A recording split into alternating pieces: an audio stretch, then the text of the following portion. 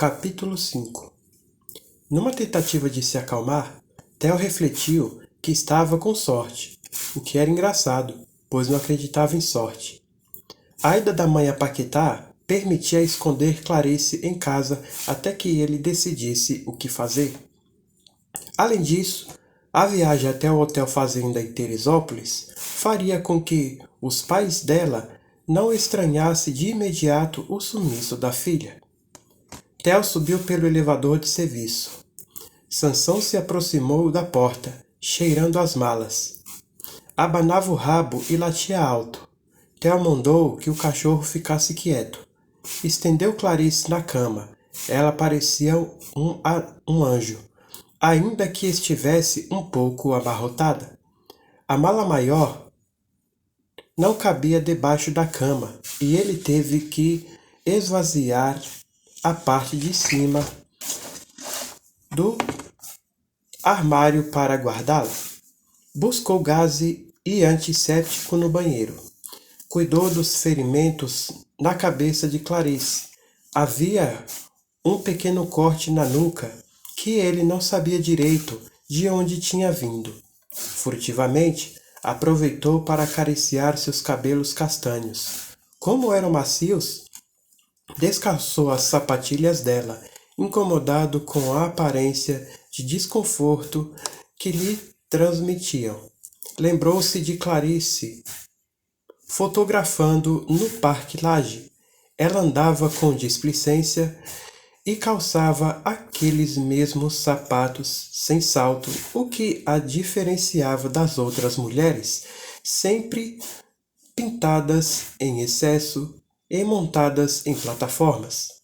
Acompanhou sua respiração, sintonizando-a à dele. Sentou na beirada da cama, observando-a de perto, mas ainda a uma distância respeitosa. Não queria parecer doente ou maníaco. Com o tempo, ele ia provar a Clarice que ela estava errada. Jamais seria capaz de cometer abusos. Faltava-lhe o instinto animal que todos os homens ganham ao nascer. Esta era apenas uma de suas qualidades. Se houvesse gente más como ele, o mundo seria melhor. Clarice logo acordaria e pediria para ir embora. Desceria as escadas, indignada, a mão esquerda pressionando o ferimento, a direita com o vogue de menta nervosamente tragado. Esbravejaria mais ofensas, atenta a qualquer novo ataque. Ele seria preso, execrado publicamente. Em letras garrafais, os jornais o chamariam de sequestrador. Sentiu-se mal. Era a primeira vez que se via como vilão. Ao enfiar Clarice numa mala e trazê-la para casa, teria se tornado criminoso? Nada havia sido premeditado. Tampouco queria resgate. Queria apenas o melhor para Clarice. O golpe na cabeça tinha sido um gesto impensado, absurdo. Ele estava sinceramente arrependido. Talvez devesse dizer isso a ela, que estava arrependido. E se ela não o perdoasse? Não podia soltar Clarice. Não podia deixá-la ir embora até que previsse como ela reagiria.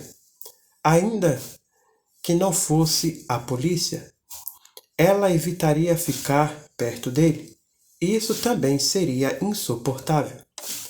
A ideia de matá-la passou como uma lufada, mas foi imediatamente posta de lado. De morta, bastava Gertrudes. Assobiou uma melodia por impaciência ou nervosismo. Sansão latia sem parar. As patas compridas arranhava a porta do quarto. Ele não queria que o cachorro cheirasse Clarice ou as malas escondidas. Saiu do quarto e trancou a porta por fora. Prendeu Sansão na área de serviço. Lavou o rosto no banheiro. O estresse escorria com a água. Encarou o espelho e achou-se inesperadamente bonito, como se a graciosidade de Clarice o tivesse contagiado. O rosto pálido trazia uma beleza distinta, em harmonia com o sorriso no canto da boca. Mexeu os remédios do armário até encontrar um frasco de tranquilizante que a mãe tomava para dormir. Ao chegar em casa, Patrícia estranharia se encontrasse Sansão latindo. Melhor sedar o cachorro para que só acordasse na manhã seguinte, quando ele já saberia o que fazer com Clarice. Abriu a boca do cão e enfiou-lhe um comprido Abriu a boca do cão e enfiou-lhe um comprimido goela abaixo. 10 minutos depois, Sansão estava quieto. Voltou ao quarto, mas abriu a porta devagar, considerando a possibilidade de Clarice ter acordado e estar à espreita, pronta para atacá-lo. Logo depois, condenou-se pela violência dessa ideia. Enquanto deslizava os olhos pelo pescoço dela, num diverso jogo de contar sardas, Clarice se moveu timidamente. Entreabriu os olhos, nauseada, e ele ficou sem reação. Pedia desculpas ou mostrava-se inabalável, complacente ou ditatorial?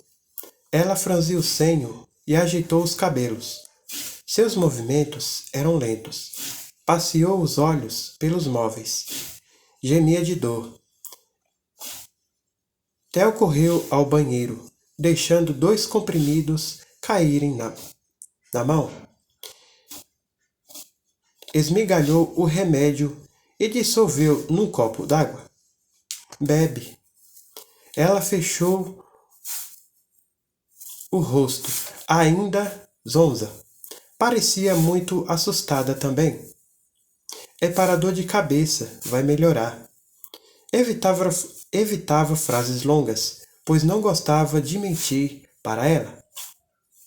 Clarice bebeu, devolveu o copo à cabeceira e moveu os lábios, sibilando uma pergunta. A voz falhou. E ela tentou novamente. O que você está fazendo comigo? O tom dela o entristecia. Saiu do quarto, dizendo que não demoraria. Na sala, zanzou de um lado para o outro, sem ter para onde ir nem voltar. 5, 10, 15, 20 minutos. Ao retornar, ela dormia outra vez. O seu shopping ficava a 3 quadras do prédio, na esquina da Hilário de Gouveia com a Avenida Nossa Senhora. Theo sempre tivera curiosidade de entrar ali. Achava divertido que aquele lugar com cartazes prometendo striptease e filmes eróticos de entrada franca ficasse ao lado da igreja que frequentava com a mãe aos domingos. Pecado e redenção em harmonia. Ele sabia que ia se arrepender assim que entrasse no seu shopping. Podia imaginar o que vendiam ali, e apenas sua imaginação já lhe causava náuseas. Por isso, adiava a visita. Adiaria eternamente não fosse a necessidade. Evitou encarar a parede de vibradores e pênis plásticos, em diversos tamanhos, cores e larguras, todos pavorosos. Avançou pelo corredor, cercado por cintas de couro, chicotes e fantasias de pouco tecido. Uma vendedora magricela perguntou se podia ajudar e ele fingiu indecisão. Deixou que a mulher apresentasse a loja. Anéis penianos, lubrificantes, preservativos com sabor de fruta. Temos também de chocolate, senhor. Ela espremeu 2 gotas de gel comestível sabor morango nas costas da mão de Theo e mandou que ele provasse. Você quer dizer lamber? É. A mulher listava as qualidades do produto como quem vende eletrodomésticos. Ele não queria passar a língua naquela coisa gosmenta. E se passasse mal? Provou, vigiado pela vendedora, e pediu por algemas. Viu diversos modelos. Escolheu os mais resistentes, com chave reserva e sem trava de segurança. Ela não se importava que ele parecesse um sadomasoquista. Perguntou se vendiam mordaças. Temos várias. Mordaça de bola de madeira. Tem também com argolas, que deixa a boca bem aberta, sabe? Pro oral. Ele estava chocado com a criatividade dessa gente. A vendedora continuou. Tem ainda o arreio de boca com mordaça, com regulagem na nuca por fivela. E a mordaça estofada também, claro, esta aqui, para deixar ela bem submissa, entende? A parte estofada entra na boca até a garganta. Ela fica quieta e toda sua. Entendi. Tem também a coleira. É uma coleira larga, com mordaça. As mulheres adoram. Vou pegar no estoque? Não precisa. Quais vai querer então? As 2 últimas. Essa com arreio de boca e a estofada. As algemas? 6. Ele notou que a quantidade impressionou a vendedora. E o gel? Comprou um para desviar a atenção. Já no caixa, notou 2 barras rígidas forradas em couro, com algemas nas extremidades. O que é aquilo? Separador de pernas e braços, a mulher disse. Colocou o produto nas mãos de Theo. Pesava bastante. É um afastador, com tornozeleiras e algemas. Tem ainda cadeado, reguláveis por fivelas. Cada um desses varais afastadores tem 75 centímetros de comprimento. E é uma opção bastante versátil. Pode usar não só como separador de pernas ou de braços, mas também com algemas e tornozeleiras avulsas.